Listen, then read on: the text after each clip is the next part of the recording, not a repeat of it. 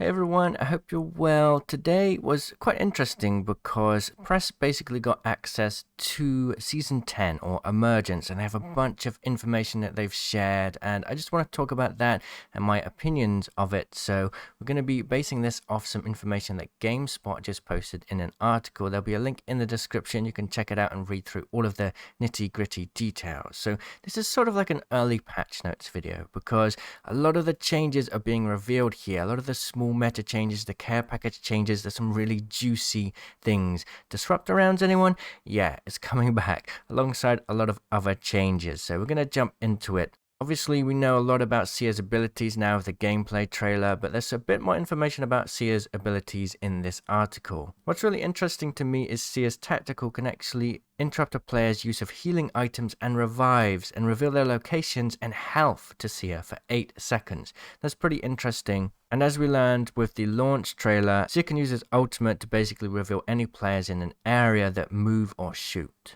There's other changes as well. Obviously, the buffs and nerfs are the most exciting stuff. Caustic's gas is getting buffed. It will now do 5 ticks of damage per second and increase every other second with no max cap. So it can keep going up if you stay in that gas. And the gas cloud from the ultimate will disappear 5 seconds sooner to kind of balance that. There's an interesting Revenant nerf as well. Enemies will basically hear a sound when shadows are almost leaving the shadow form. So if you use the shadow and go push a squad, they're going to be able to know when you're about to turn back into a normal human. So they could kind of use that to know whether to like shoot you now or wait until your shadow form goes. I think this could be a very interesting buff or nerf and balance for the Revtane meta. Horizon's also getting a buff. They're going to give her ability to move through the air, kind of more in line with what it was in Season 7, or maybe like a midway mark. They decided that the nerf they gave her was a bit too strong, and I do agree it felt so clunky, so I'm excited to see a bit of a tweak towards her having a bit more movement control mid-air. Definitely exciting, especially now Valkyrie literally has a jetpack. Fuse is also getting a buff. His knuckle cluster will last twice as long. I'm not sure on the exact damage stats. I don't know if it'll be the same amount of damage over a longer time or more damage, but either way, that's definitely going to allow players to use Fuse to kind of like deny areas. And this is quite interesting. This is something that I asked for in one of my Fuse buff videos, and a lot of people asked for. Enemies that are kind of in the Motherlode area will be highlighted by Fuse and his teammates, so you're going to be able to see them much easier. All of that sort of mess of flames on the screen which make it hard to see people, it's no longer going to be an issue because of this. So we also saw in the trailer that the Rampage can take a thermite and destroy doors, but apparently the Rampage can also use a thermite to deal damage faster, so it fires faster. So that's kind of the way you overcharge it, similarly to how you would overcharge the Sentinel with shield cells. Now here's the juicy stuff, the care package weapons, the weapon changes. The Prowler will be on floor now, but it won't have a select fire and it will only be burst fire only, which is pretty interesting. The Spitfire's gone into the care package, and the Alternator has joined it, so there'll be 4 weapons in the care package. The Alternator will have Disruptor rounds. Now if you don't remember what that is, if you shoot somebody with shields, the damage will be increased. It does increased damage output to shields only, so it can shred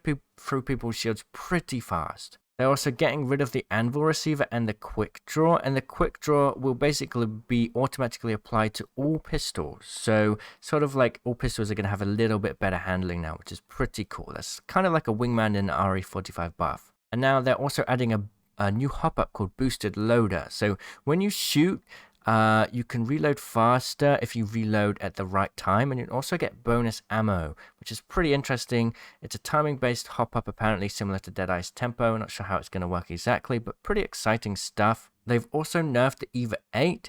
If you get the shotgun bolts on now, it's not going to have as much of an impact on the fire speed, which is pretty good.